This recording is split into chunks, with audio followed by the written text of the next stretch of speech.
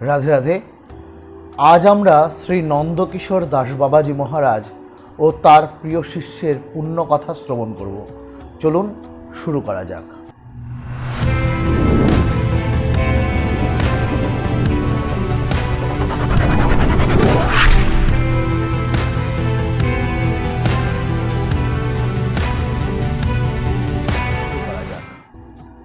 বাঁকুড়া জেলার অন্তর্গত পুরুলিয়া শ্রীপাটে শ্রী নিত্যানন্দ প্রভুর বংশ পরম্পরায় শ্রী নন্দকিশোর দাস বাবাজি মহারাজ আবির্ভূত হন।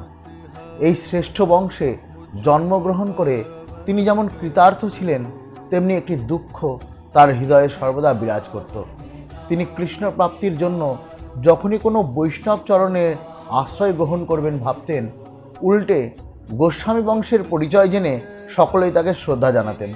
ফলে তার শিক্ষা দীক্ষার কোনো সুযোগ থাকতো না। গুরু পাদপদ্ম আশ্রয়হীন জীবন তার কাছে বিষম ছিল।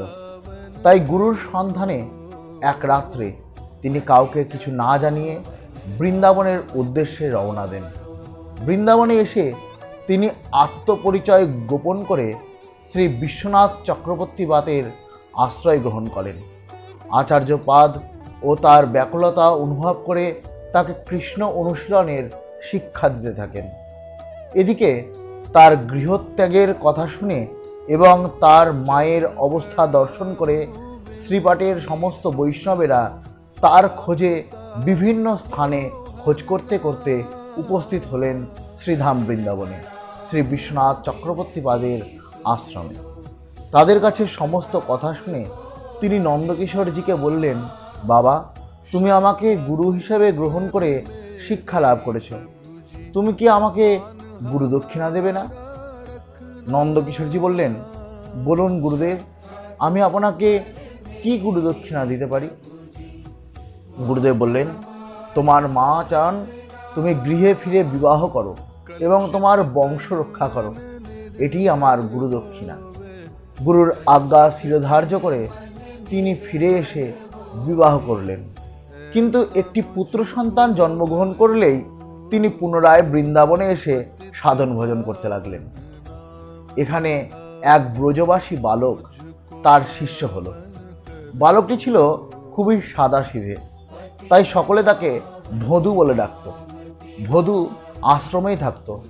গুরুদেব তার সরল মনের জন্য তাকে খুব ভালোবাসতেন। ভদুও গুরুদেবকে খুব শ্রদ্ধা করত। আশ্রমের বিভিন্ন কাজও করত ভদু। একদিন গুরুদেব শ্রীকৃষ্ণের গোষ্ঠলীলা প্রসঙ্গে ভক্তদের বললেন, নন্দলাল প্রতিদিন ভান্ডির বনে গরু চড়াতে আসতেন। কথাটি ভদুর যখন শুনল, ভাবল, আমিও তো আশ্রমের গরু চড়াতে যাই, আমার কোনো সখাও নেই যার সঙ্গে একটু গল্প করব, খেলবো। ভালোই হলো, গুরুদেব যখন বললেন নন্দলাল নামে ছেলেটি তার বন্ধুদের সঙ্গে ভান্ডির বনে গরু চড়াতে আসে, তখন তার সঙ্গে আমার বন্ধুত্ব করতে হবে। পরদিনই সে বাছুর নিয়ে চলল ভান্ডির বন। কিন্তু সেখানে কাউকে দেখতে না পেয়ে সে খোঁজ করতে লাগলো নন্দলালের।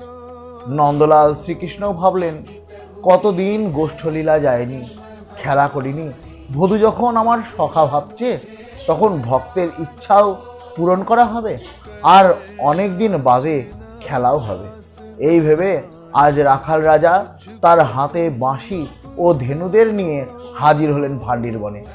শ্রীকৃষ্ণের রূপ মাধুর্য দেখে অবাক হয়ে গেল ভদু। সে গোবিন্দকে বলল, তুমি কি নন্দলাল? গুরুদেব যা বলেছেন, তুমি তো তার চেয়েও অনেক সুন্দর, তুমি কি আমার বন্ধু হবে? গোবিন্দ বললেন, আমি তোমার বন্ধু হব, কিন্তু তোমায় আমাকে কিছু খাওয়াতে হবে, রাজি? ভদু বলল, নিশ্চয়ই। তার কোনো বন্ধু ছিল না, তাই তখনই নতুন বন্ধুত্বের লোভ সামলাতে সে সঙ্গে সঙ্গে তার পুটলিতে থাকা খাবার বার করলো। গোবিন্দ মৃদু হেসে তা গ্রহণ করলেন এবং তার বন্ধুত্ব স্বীকার করলেন। তিনি ভদুকে বললেন, আজ আমি আসি, কাল আবার আসব। তোমার ডাল রুটি আমার খুব পছন্দ হয়েছে, তাই কাল দাদা ও বন্ধুদেরকেও নিয়ে আসবো, খাবার কিন্তু আনবে। ভদু বলল, তাহলে খুব মজা হবে, কাল খেলা হবে, আমিও আসি। পরদিন ভদু সকালে পৌঁছে গেল ভান্ডির বন। আজ গোবিন্দ দাদা ও বন্ধুদের নিয়ে হাজির। শুরু হলো খাওয়া দাওয়া, আনন্দ, খেলা। বিকেল হলে যে যার জায়গায় ফিরে গেলেন। পরদিন যখন ভদু রুটি নিচ্ছে, গুরুদেব জিজ্ঞাসা করলেন, এত রুটি কাদের জন্য? ভদু বললেন, গুরুদেব, আমার বন্ধুদের জন্য। গুরুদেব বললেন, তোমার তো কোনো বন্ধু নেই। ভদু বলল, না গুরুদেব, আমার বন্ধু নন্দলাল এবং নন্দলালের অনেক বন্ধু, তারাও এখন আমার বন্ধু। গুরুদেব জিজ্ঞাসা করলেন, কে নন্দলাল? কেন? আপনি বলেছিলেন যে ভান্ডির বনে গরু চড়ায়, সেই আমার বন্ধু নন্দলাল। গুরুদেব জিজ্ঞাসা করলেন, সে দেখতে কেমন? অপূর্ব, কি মিষ্টি হাসি, কি সুন্দর চোখ, মাথায় ময়ূরের পাখা, আরে এত সুন্দর বাঁশি বাজায়, সে বাঁশি শুনে যেন মন চুরি হয়ে যায়। প্রথমে গুরুদেব বিশ্বাস করলেন না, কিন্তু তিনি জানতেন ভদু মিথ্যা কথা বলে না। তাই তিনি বললেন, ঠিক আছে, তুমি এগুলি নিয়ে যাও, কিন্তু তাদের বলবে আমার এখানে কাল তাদের নিমন্ত্রণ। ভদু গিয়ে সে কথা গোবিন্দকে জানালো। গোবিন্দ বললেন, দেখো, তুমি আমার বন্ধু, তাই তোমার কাছে আমরা এই খাবার খাই, কিন্তু এসব গুরুদেবদের আমরা চিনি না, কাজেই সেখানে যাওয়ার কোনো কথাও নেই। এই বলে একটি রুটি গোবিন্দ ভদুর পুটলি থেকে বার করলেন। ভদু তখন বলল, তুমি যখন গুরুদেবকে চেনো না, এই রুটিও তোমায় খেতে হবে না, কারণ এই রুটিও গুরুদেবের। এই বলে সে গোবিন্দের কাছ থেকে সেই রুটিটি কেড়ে নিল।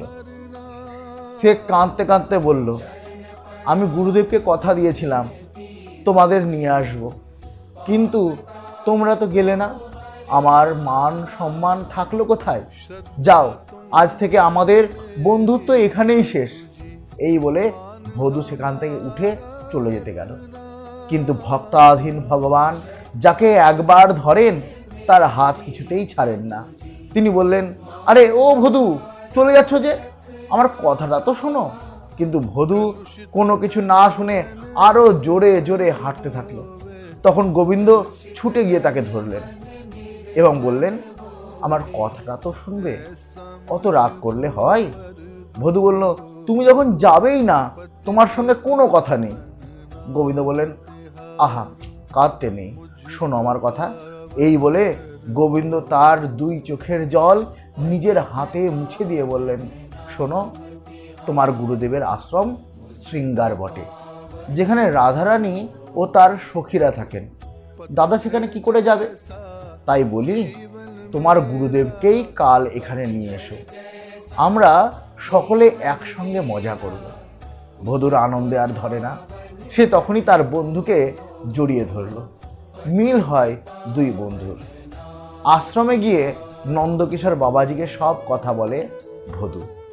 সারা রাত তাঁর আর ঘুম হয় না। সকাল হতেই তিনি নিজের হাতে বিভিন্ন ব্যঞ্জন রান্না করলেন ভদু ও তার বন্ধুদের জন্য। আজ মাথায় পসরা নিয়ে চললেন নন্দকিশোর বাবাজি মহারাজ ভদুর সঙ্গে। যখন ভান্ডির বনে পৌঁছলেন, দেখলেন নন্দের নন্দন খেলা করছেন তার বন্ধুদের সঙ্গে। তিনি তা দেখে পুলকিত শিহরিত হয়ে অচেতন হয়ে পড়লেন। জ্ঞান ফিরলে প্রভু তাকে বললেন, তুমি ফিরে গিয়ে আমার এই লীলা মাধুর্যের বর্ণনা করবে।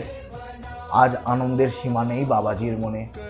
গোবিন্দ স্মরণ করতে করতে তিনি ফিরে গেলেন এবং রচনা করলেন শ্রী বৃন্দাবন লীলামৃত। রাধে রাধে। আজ এই পর্যন্তই। পরবর্তী ভিডিওতে আমরা অন্য ভক্তের সেই পুণ্য জীবনী আলোচনা করব। রাধে রাধে।